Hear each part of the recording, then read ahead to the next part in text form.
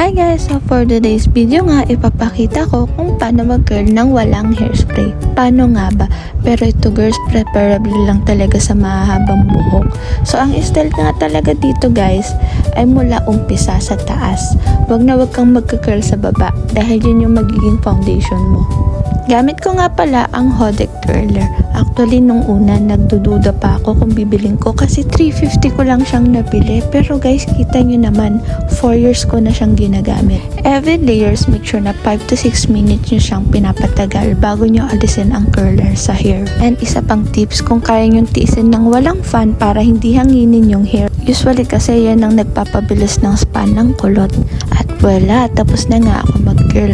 Itira nyo po yung medyo harap at wag mong hatiin para mas bongga ang kakalabasan ng iyong curl. Make sure mo din na at least 10 minutes ang harap para talagang bongga ang curl. And after that, pwede mo na siyang hatiin and ganyan ang way niya. Medyo ibuhaghag mo and pwede mo rin siyang suklayin para maganda at parang natural lang ang curl niya. No events nga naman ngayon guys, makikipagplastikan lang ako sa mga step kids ko. Kaya kahit simpleng dinner, kailangan masaya at maganda. At wala na rin silang magagawa dahil kailangan namin maging masaya sa harap ng daddy nila.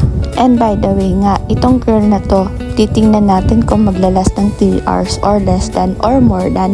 Kaya malalaman natin guys, so time check nga 3 PM. Natapos ang dinner around 7 PM pero kita nyo naman, curl na curl pa rin, lumalaban. At nagulat nga ako guys, nabembang na ako't lahat-lahat, inumaga na, kulot pa rin siya. Pero actually minsan 1 hour pa lang tapos na ang kulot ko, kaya siguro sinipag lang ako at 5 to 6 minutes kada layer ang ginawa ko. At ayun nga guys, dito na nagtatapos ang ating video. Salamat sa panonood.